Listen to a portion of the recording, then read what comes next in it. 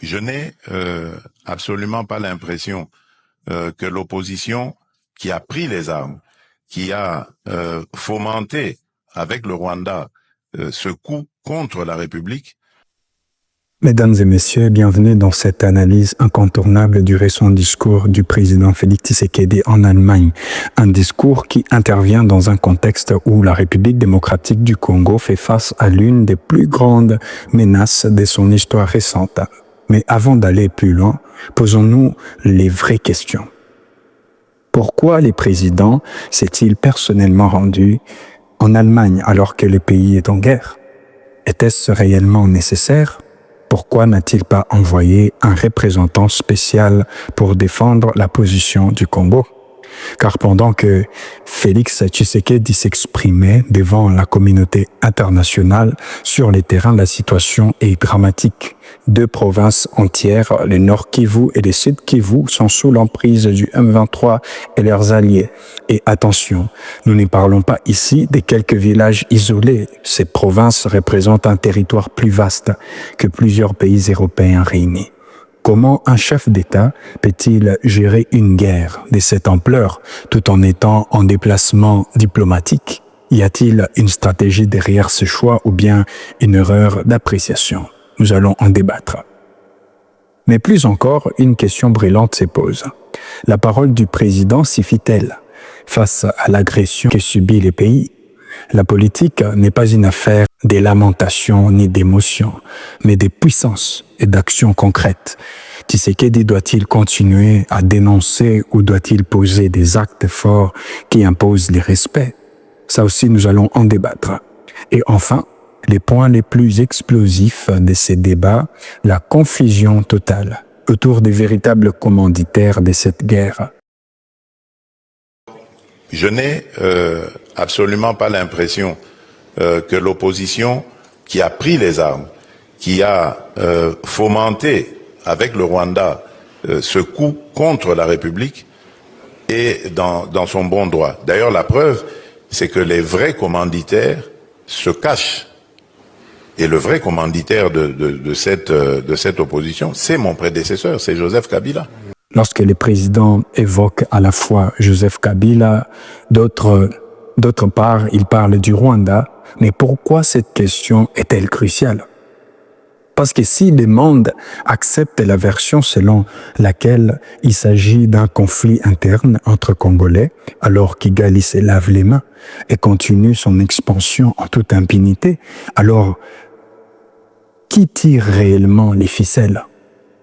Le président a-t-il réussi à clarifier ces flous dans son discours ou a-t-il laissé place encore à plus d'incertitudes?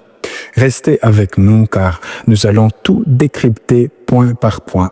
Décryptage du discours du président en Allemagne, ce qu'il faut retenir. Le génocide.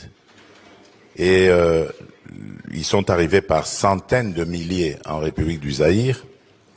Et malheureusement, parmi eux, il y avait les coupables du génocide aussi. Plus tard, le Rwanda obtiendra le droit de poursuite de ces génocidaires sur le sol congolais.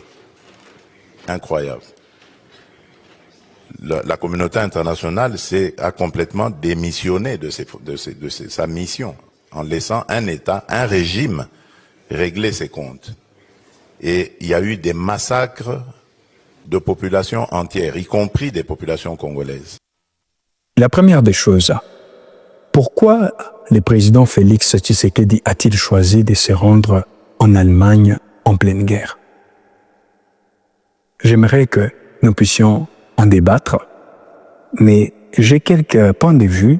Saviez-vous qu'un président en temps de guerre est censé rester sur place pour coordonner les opérations militaires et rassurer son peuple? Pourtant, Félix Tshisekedi a fait le choix de se rendre personnellement en Allemagne au lieu d'envoyer un ministre ou un ambassadeur. Était-ce une décision stratégique ou une erreur qui nous coûte cher? Le problème ici est double. D'un côté, la RDC traverse une crise militaire sans précédent et les commandants en chef devrait être en première ligne à la fois sur les plans militaires et diplomatiques. Mais d'un autre côté, sa présence en Allemagne pose une question essentielle. À quoi a réellement servi ces voyages? A-t-il permis de mobiliser un soutien militaire concret? Ou n'a-t-il été qu'une suite de déclarations déjà entendues et sans impact réel sur les terrains? Les Rwandais, en revanche, appliquent une approche bien différente. Paul Kagame ne passe pas son temps à faire des discours pour dénoncer ses adversaires. Il agit, il finance, il avance sur les terrains. Pendant que le président Félix Tshisekedi parlait en Allemagne, les rebelles gagnaient encore du terrain en RDC. Les timings de ce voyage est-il une preuve d'incompétence stratégique ou d'un manque de compréhension de la gravité de la situation? Pire encore, l'absence du président à Kinshasa peut être perçue comme une faiblesse. Dans une guerre, les morales des troupes est essentiel. Voir son chef présent, donner des ordres directs, visiter les lignes des fronts. Voilà ce qui inspire confiance. Ces déplacements en Allemagne étaient-ils une priorité ou une distraction diplomatique alors que le pays est en feu? Deuxième des choses, la prise du Nord Kivu et du Sud Kivu, un désastre géopolitique sous-estimé. Saviez-vous que les territoires occupés aujourd'hui par les M23 sont plus vastes que plusieurs pays européens réunis? Si l'on additionne la superficie du Nord Kivu et du Sud Kivu, on dépasse largement celle des Pays-Bas et de la Belgique. Pourtant, cette réalité dramatique ne semble pas provoquer la réaction urgente de la situation. Lorsque Félix Tshisekedi s'exprime sur la guerre, il parle d'une agression extérieure. Mais soyons clairs, il ne s'agit pas de dénoncer. Il faut agir. Les provinces de l'Est sont désormais sous une administration parallèle. L'ennemi contrôle non seulement les territoires, mais aussi des ressources stratégiques. Or, coltan terres rares, autrement dit, chaque jour qui passe sans une riposte efficace est un jour où la RDC perd encore plus de terrain, politiquement et économiquement. Mais ce qui est encore plus grave, c'est que cette guerre ne semble pas avoir de véritables stratégies de reconquête, contrairement à d'autres conflits où les pays réagissent immédiatement avec une défense structurée. La RDC semble toujours en attente d'un miracle diplomatique. Où est le plan offensif? Où sont les alliances militaires pour une contre-attaque efficace? Et pendant ces temps, le M23 renforce ses positions, construit des routes, établit une administration parallèle et impose sa loi. Si la situation continue ainsi, dans quelques années, nous ne parlerons plus seulement d'occupation, mais d'une annexion pure et simple de ces provinces. Félix Tshisekedi prend-il vraiment l'urgence de la situation? En troisième position, discours contre action. La politique n'est pas une affaire de lamentation. Dans une guerre, faut-il dénoncer l'ennemi ou faut-il lui opposer une force encore plus grande? Depuis quelques années maintenant, le discours du régime rwandais est de dire qu'une partie de la République de l'Est de la République démocratique du Congo, notamment les territoires de Masisi et de Rutshuru, ont jadis appartenu au Rwanda, au royaume du Rwanda. Ce qui est une aberration, ce n'est pas vrai. Mais cela indique très clairement les intentions. En fait, dans le Masisi, il y a une mine dans un lieu, une localité appelée Rubaya, et c'est là qu'on trouve les minerais de coltan et des 3T, les trois matières très prisées, tungstène, étain et tantale. Et ce sont ces trois matières qui entrent dans la composition de toute la production des appareils technologiques de nouvelles gammes et tout ça. Une chose est sûre, Félix Tshisekedi a fait de la dénonciation une arme principale. Mais la politique internationale ne fonctionne pas sur cette base de la pitié. Ceux qui gagnent les guerres ne sont pas ceux qui crient les plus forts, mais ceux qui frappent les plus forts. Quand il prend la parole en Allemagne, il accuse encore une fois les Rwandais. Il demande il demande des sanctions, il supplie la communauté internationale d'intervenir, mais où sont les actions concrètes? Où sont les mesures militaires d'urgence pour stopper l'ennemi? L'histoire nous enseigne une chose fondamentale. Les États puissants ne se contentent pas de dénoncer. Ils prennent des décisions stratégiques qui imposent le respect. Pourquoi la RDC n'a-t-elle pas renforcé ses alliances militaires avec des puissances capables de lui fournir un appui direct? Pourquoi nos forces armées ne sont-elles pas mieux équipées et mieux organisées?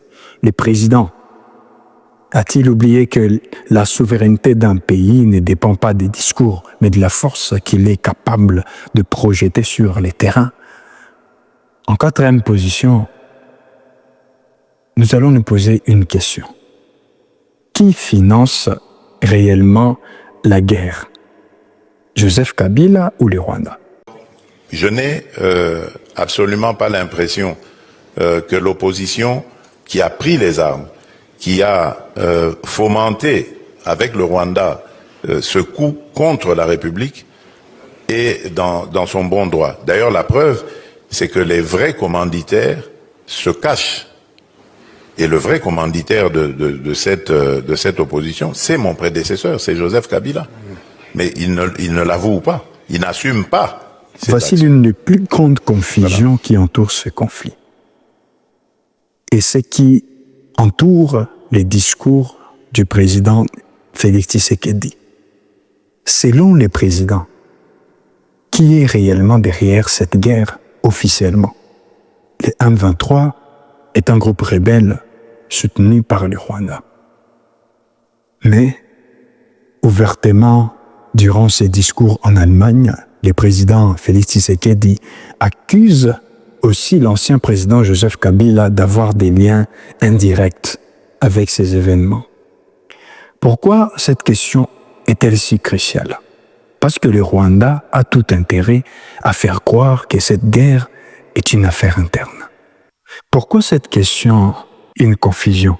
Parce que dire que Kabila, qui est censé être un ancien président, c'est-à-dire un compatriote congolais, qu'il est le commanditaire de cette guerre, donne un mot à dire au Rwanda et lave les mains du Rwanda. Pourquoi? Parce que cela crée une confusion qui profiterait au Rwanda au niveau de la communauté internationale. Et cela est en train de faire passer le président Félix Tshisekedi pour un amateur, pour quelqu'un qui ne maîtrise pas, qui ne prendrait pas au sérieux ce qui se passe dans la République démocratique du Congo. Et nous avons même visité sur X Olivier Juppé, un politique rwandais, qui s'est exprimé sur X, je cite, « Et moi qui croyais que le M23 n'était qu'une coquille vide, inventée de toutes pièces par le Rwanda, j'y perds mon latin. » Entre Congolais. Si le monde accepte cette version, alors Kagame s'en sortira sans subir aucune pression diplomatique. Mais analysons les faits. D'un côté, la RDC accuse Kigali. De l'autre, les Rwandais nient tout en bloc. Pendant ces temps, la communauté internationale hésite et les conflits s'éternisent. Cette confusion profite à qui? Certainement pas au peuple congolais. Félix Tshisekedi a-t-il réussi dans son discours en Allemagne à lever cette ambiguïté? A-t-il posé des preuves irréfutables sur la table ou a-t-il simplement répété ce que nous savions déjà? Si la RDC veut gagner cette guerre, elle doit imposer une vérité claire et indiscutable sur l'agresseur. Car tant que cette confusion persiste, nous continuerons à tourner en rond pendant que nos terres sont pillées. Jusqu'à quand allons-nous attendre? Nous avons vu comment ce discours soulève plus de questions qu'il n'apporte des réponses. Pourquoi Félix Tshisekedi s'est-il rendu en Allemagne au lieu de rester sur les terrains? Pourquoi la RDC n'y réagit-elle pas avec une stratégie militaire claire alors que les deux provinces sont sous occupation? Pourquoi le président passe-t-il plus de temps à dénoncer qu'à agir? Et surtout, qui est réellement derrière cette guerre? Et pourquoi cette confusion profite-t-elle au Rwanda? Le peuple congolais n'a pas besoin de lamentations. Il a besoin de leadership, d'action, de décisions fortes. Pensez-vous que Félix Tshisekedi adopte une bonne approche ou est-il en train de perdre du temps pendant que le pays continue de sombrer? Laissez-nous votre avis en commentaire. Partagez cette vidéo et abonnez-vous pour plus d'analyses sur la situation en RDC.